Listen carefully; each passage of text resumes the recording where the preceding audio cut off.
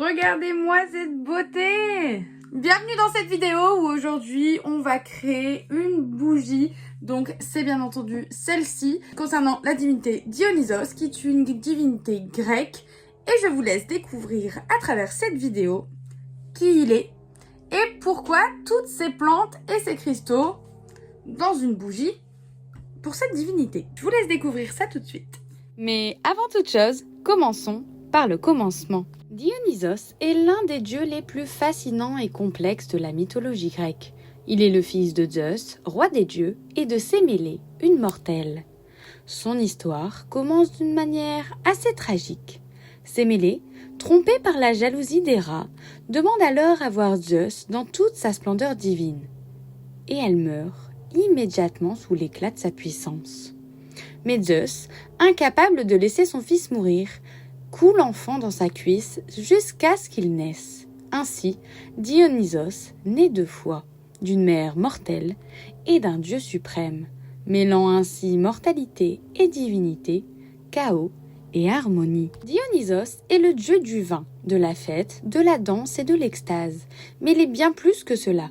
Il est le dieu de la vie qui pulse, de la créativité et de l'inspiration, celui qui transforme la folie en illumination. Les Grecs l'appelaient pour célébrer les vendanges, mais aussi pour danser, chanter et se perdre dans la joie, car Dionysos enseigne que le plaisir et la libération de soi sont essentiels à l'existence. Il est souvent entouré de satyres, des créatures mi-hommes, mi-boucs et de ménades, des femmes en transe qui dansent et se perdent dans l'ivresse, rappelant l'énergie sauvage et irrésistible de la nature.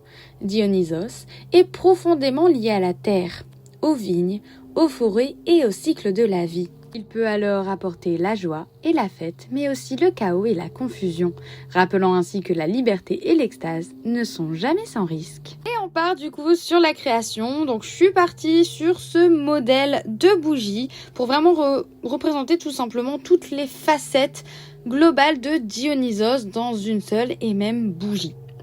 Donc je commence tout d'abord par faire des trous dans ma bougie afin de pouvoir venir la chauffer. Et en fait c'est tout simplement pour venir retirer les petites bulles d'air qui ont pu être emprisonnées dans la cire lorsque celle-ci, c'est tout simplement durcie. Ce qui va éviter les dangers quand, si vous l'allumez tout simplement. Et on commence avec la citrine qui est une pierre de joie et d'abondance et qui va symboliser ici l'aspect lumineux et festif du dieu, apportant optimisme, chance, prospérité, exactement comme les fêtes qu'il inspire. Et on part ici sur la pierre qui représente Dionysos, c'est-à-dire l'améthyste. Vous allez vous demander pourquoi l'améthyste ? Eh bien tout simplement parce que d'après le mythe, Dionysos, un jour de colère, jura vengeance contre les mortels. La jeune améthyste croisa son chemin et pour la protéger, Artémis la transforma en une statue de quartz blanc. Pris de remords, Dionysos versa son vin sur la pierre, ce qui lui donna ce violet profond. Depuis, l'améthyste garde le pouvoir de protéger de l'ivresse. Elle symbolise l'équilibre entre la folie et la lucidité, l'essence même du dieu.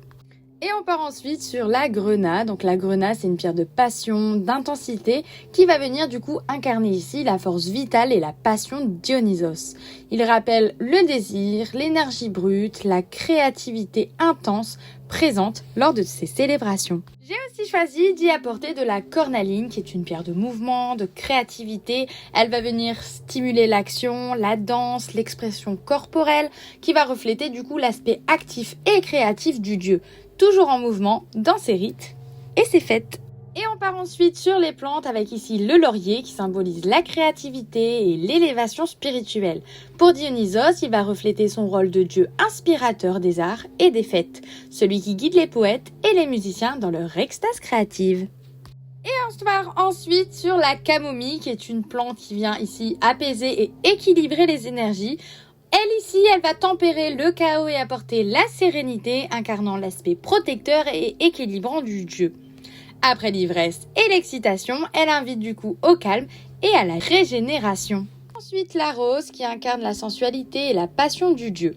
Par son parfum enivrant et ses pétales charnels, elle célèbre la beauté, le désir et la liberté des sens. Mais derrière sa douceur se cache aussi la force du cycle, la vie, la mort, mais aussi la renaissance. comme le dieu lui-même d'ailleurs. Dans cette bougie, les pétales rappellent l'amour sacré, la transformation et la joie de vivre que Dionysos inspire. Pour finaliser le tout, je viens y mettre du lierre qui va illustrer sa force vitale et sa connexion à la nature.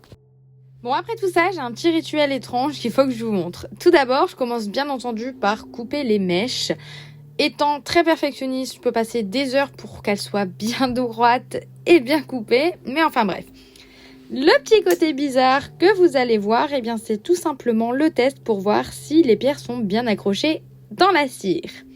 Donc vous pouvez voir un peu le résultat et c'est parti, je la secoue dans tous les sens, je tape dessus pour vraiment bien vérifier qu'aucune pierre ni plante ne saute de la bougie et ce, même pendant le transport. Et voilà, la vidéo est maintenant finie, j'espère que cette vidéo vous aura plu, n'hésitez pas à la liker et je vous laisse avec le résultat.